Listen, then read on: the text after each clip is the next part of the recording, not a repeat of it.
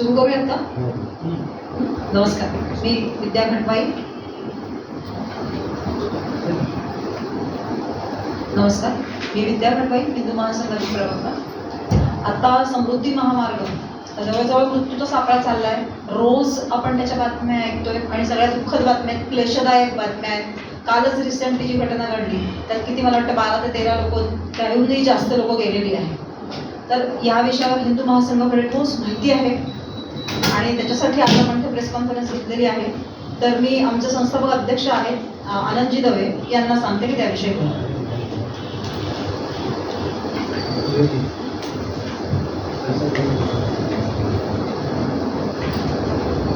नमस्कार, मी विवेक परदेशी, सरचिटणीस अध्यक्ष अमरजीत आहे आणि सूर्यकांत कुंभारे हे कसबा विधानसभाचे हे अध्यक्ष आहेत. आता हा जो क्लेशदायक, आता मॅडम जसं बोलला, हा तसा गंभीर विषय आहे. त्याच्या संदर्भात आता मनोजी तारे बोलतील आणि नंतर आनंदजी दवेजी बोलतील.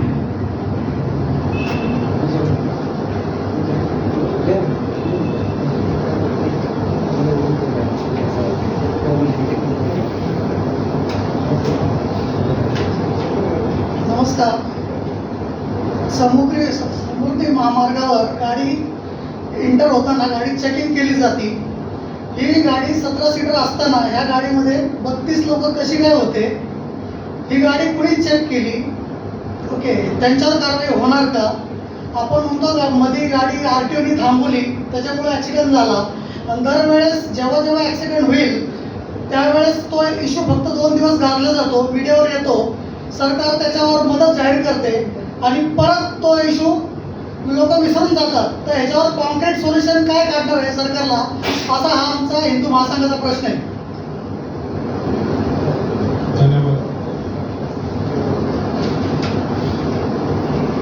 सध्या ज्वलंत असलेला अपघातांचा प्रवास म्हणजे महाराष्ट्र शासनाने समृद्धीकडे नेण्यासाठी एक महामार्ग उभा केला.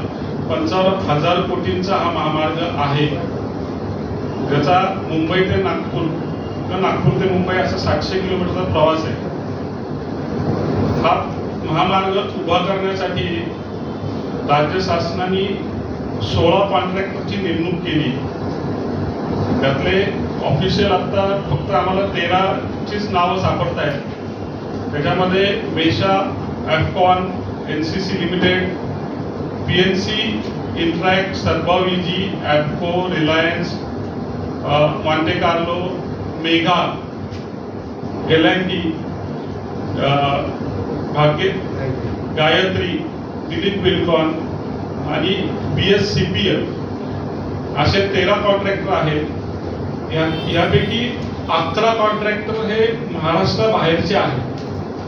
हिंदू महासंघाला सगळ्यात मोठी खंत अशी वाटते की महाराष्ट्रात समृद्धी निर्माण करण्यासाठी राज्य शासनाने आणलेला उपक्रम आणि त्याच्यामध्ये 11 महाराष्ट्राबाहेरचे उद्योजकांना कॉन्ट्रॅक्ट देणं व महाराष्ट्रातील उद्योजकांना संधी का दिली गेली नाही, असा मोठा सवाल हिंदू महासंघाला वाटतो.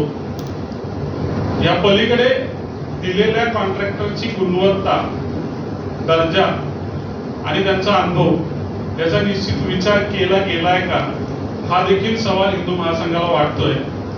पुढच्या सविस्तर माहितीसाठी मी पुढच्या पदाधिकाऱ्यांना भेटवतो.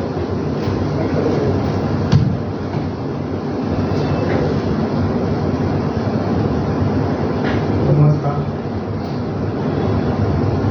मी सूर्यकांत कुंभार, कसबा मतदारसंघ अध्यक्ष, हिंदू महासंघ. प्रथम असं विचारतो की समृद्धी महामार्ग याचं नाव बदलून मृत्यूचा सापळा असं ठेवायला काय हरकत नाही का? सरकार सांगते की या मार्गावर ज्यावेळी गाड्या चालतात तेव्हा तो ड्रायव्हर जो आहे तो संमोहित होतो असं सरकार सांगते. ज्यावेळी ड्रायव्हर त्या गाडी जो कंटिन्यू गाडी चालवतो 15 तास 1 तास तो संमोहित होतो. सरकार सांगते, सरकार त्याच्यावर काही कारवाईच करत नाही. तो संमोहित होऊ नये यासाठी काही तिथं अशी उपाययोजना केली जात नाही. माझी सरकारला हीच मागणी आहे की तो ड्रायव्हर संमोहित होऊ नये, त्याचं डोकं नीट ठिकाणावर राहून तो व्यवस्थित त्यांनी ड्रायव्हिंग करावी यासाठी तिथं काहीतरी उपाययोजना करावी. नमस्कार, सर्वांचं स्वागत.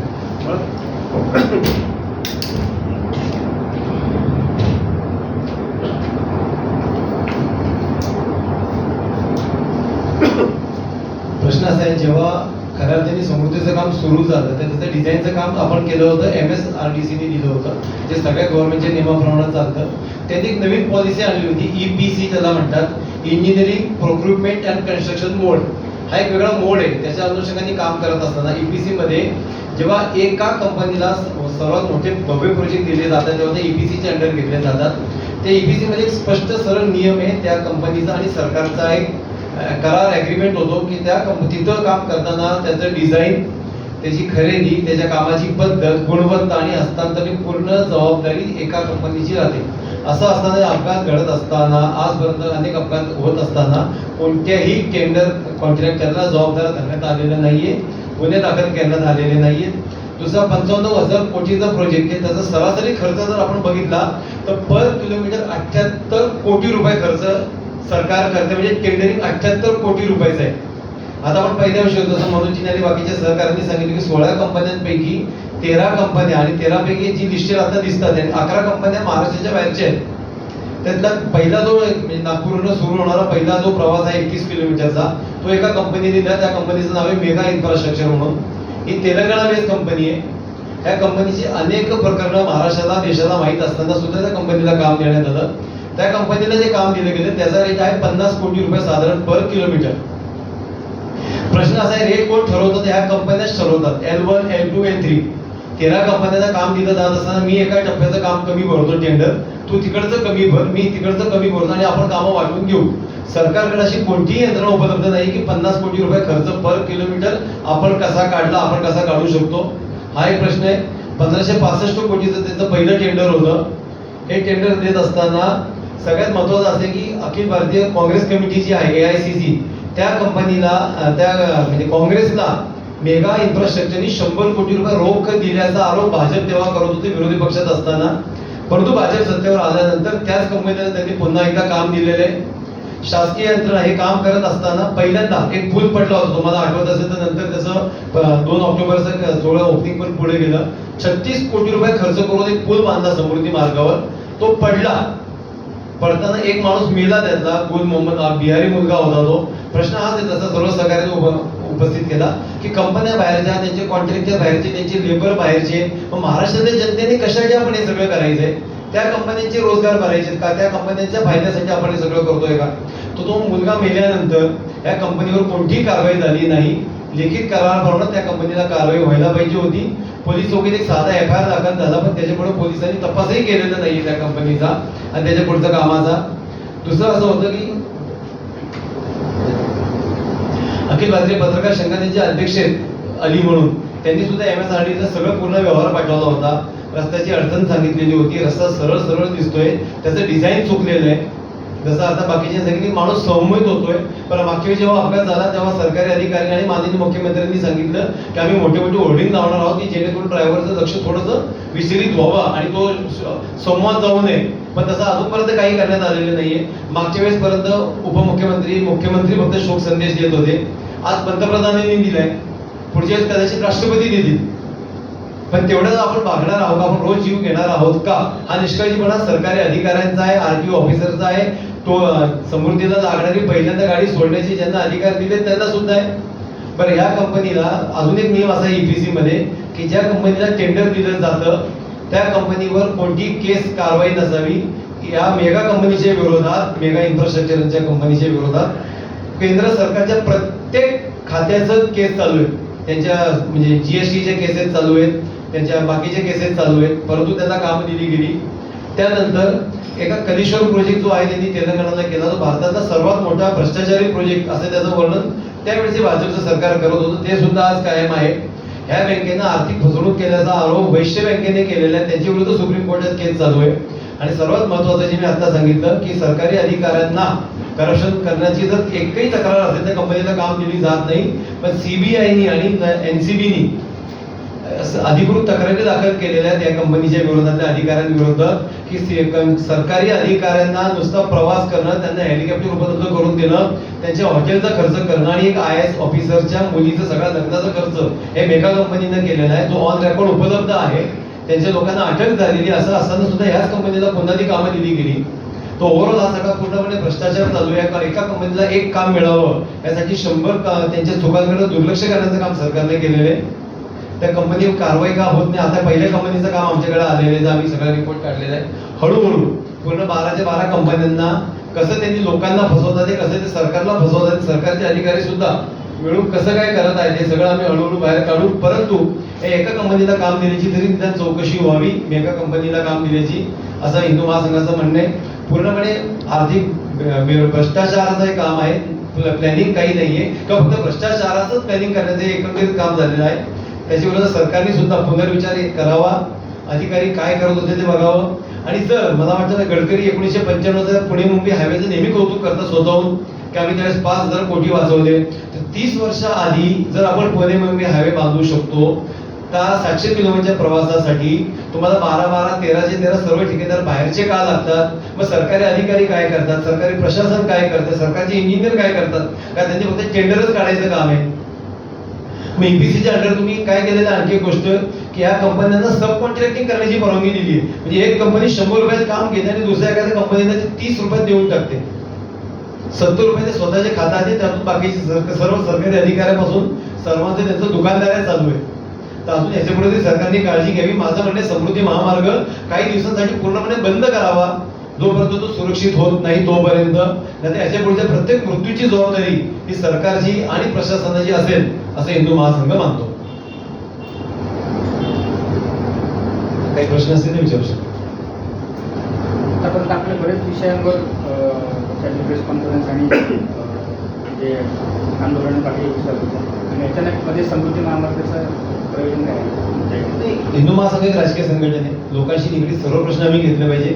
आर्थिक आरक्षण असावं हा आमचा आग्रह आहे, त्याच्यात आम्ही नेहमी मांडतो. मागच्या आठवड्यात आम्ही मुंबईमध्ये सुद्धा पत्रकार परिषद घेतली होती. हा जिव्हाळ्याचा विषय दर 8 दिवसांनी काहीतरी दिसतंय. आम्ही असं म्हणतो की मागच्या वर्षभरात अतिरेक्यांनी मारलेल्या संख्येपेक्षा समृद्धीनं मारलेल्या लोकांची संख्या जास्त आहे. मग तसंच ना आम्ही याच्यामध्ये लक्ष देणं भाग आहे ना. मरतात आपलीच लोक ना. नंतर सरकारकडनं फक्त शोक संदेशापुढे काही होत नसेल तर अवघड आहे. माननीय मुख्यमंत्री आणि उपमुख्यमंत्र्यांनी मागच्या वर्षी पहिल्यांदा उद्घाटन करायच्या आधी समृद्धी महामार्गाची पाहणी केली होती.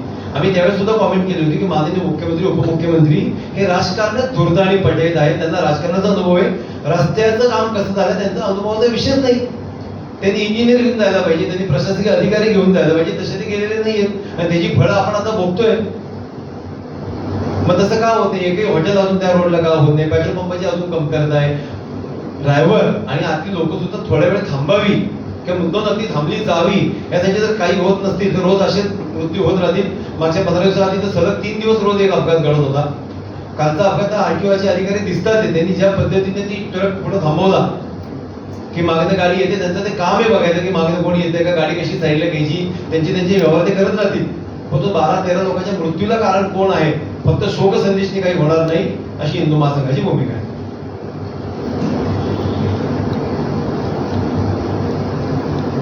मराठा आरक्षणाच्या मागणीचं जोरदार चालू आहे. ओबीसीकडनं पण विरोध चालू आहे. कसं आहे, मराठा आरक्षण दिलं जावं. सरकार यामध्ये काय करते नेमकं? नाही, सरकार फक्त मराठा आणि ओबीसी मध्ये भांडणं लावण्याचं काम करते असा आमचा स्पष्ट आरोप आहे. मराठा आरक्षण मिळालं पाहिजे का? तर मराठा समाजाला काही ना काही नक्की चांगली संधी मिळाली पाहिजे असं हिंदू महासंघ मानतो. आरक्षणाने कोणत्याही समाजाचा फायदा होत नाही. आरक्षण गरिबांना असावं अशी हिंदू महासंघाची आधीपासून स्पष्ट भूमिका आहे. परंतु मनोजजी आता ज्या भूमिका आग्रहीपणे मांडत आहेत पण त्याचा अभ्यास त्यांच्या मागे नाहीये, ते कसं मिळू शकेल ते सांगत नाही. ओबीसी समाज सुद्धा माझ्या ताटातनं मी देणार नाही असं जाहीरपणे सांगतोय. माननीय मुख्यमंत्री, दोन्ही उपमुख्यमंत्री ओबीसी समाजाच्या व्यासपीठावर जाऊन सांगतात की ओबीसीवर अन्याय होऊ देणार नाही. मराठा समाजाच्या व्यासपीठावर जाऊन सांगतात मराठा समाजावर अन्याय होऊ देणार नाही. सर्व राजकीय पक्षांचे मराठा नेते मराठा समाजाच्या बैठका घेत आहेत, ओबीसी समाजाचे नेते ओबीसी समाजाच्या बैठका घेत आहेत. मेघालय, महाराष्ट्राची पुढच्या काही महिना 15 दिवसात मेघालय मिझोराम होणार नाही याची काळजी सरकारने घेणे आवश्यक आहे. मराठा आणि ओबीसी मधला वाद प्रचंड वाढलेला असताना एकमेकांच्या हातात दगड देण्याचं काम सरकार करते. आम्हाला अजूनही असं वाटतं की 1-2 मिटिंगांमध्ये हा विषय मिटू शकतो. मनोज जरांगे पाटील किंवा मराठा आरक्षणाच्या समर्थनार्थ काही लोक आणि ते कसं बसू शकतं, यांच्याकडे काही नियोजन असेल, नियम असतील की कसं बसू शकतं ते त्यांनी मांडावं. ते कसं बसू शकत नाही हे ओबीसी आणि सरकारी अधिकाऱ्यांनी मांडावं. 2 मीटिंग मध्ये स्पष्ट होऊ शकतं की मिळणार आहे का नाही मिळणार. परंतु काहीच न करता फक्त एकेका समाजाच्या मिटिंगा घेतला तर होणार नाही. दोन्ही समाजाच्या मिटिंग आणि सरकारी अधिकारी अशा एकत्र बैठकीत हा विषय मार्गी लावू शकतो. मिळेल का नाही माहित नाही, पण जे काय होईल ते तरी निदान लोकांना कळू शकतं अशी हिंदू महासंघाची भूमिका आहे. पण तसं करताना सरकार दिसत नाहीये. सरकारला फक्त दोन्ही जातींमधला तेढ वाढवायची आहे असं आम्हाला एकंदरीत शंका येते. त्याची परिणती काय वाटते? मी सांगितलं ना, मेघालय मिझोरामसारखी परिस्थिती झाली तर आम्हाला भीती वाटते, पण आश्चर्य वाटणार नाहीये. कालच्या एका प्रकरणानंतर किंवा आज ज्या ओबीसी समाजाच्या सगळ्या बैठका झाल्या, एकंदरीत भीतीदायक वातावरण आहेच सगळं.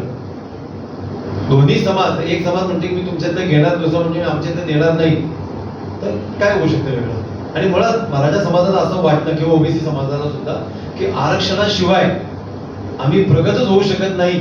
हे आजपर्यंतच्या राज्यकर्त्यांचं सर्वात मोठं अपयश आहे असं हिंदू महासंघ मानतो.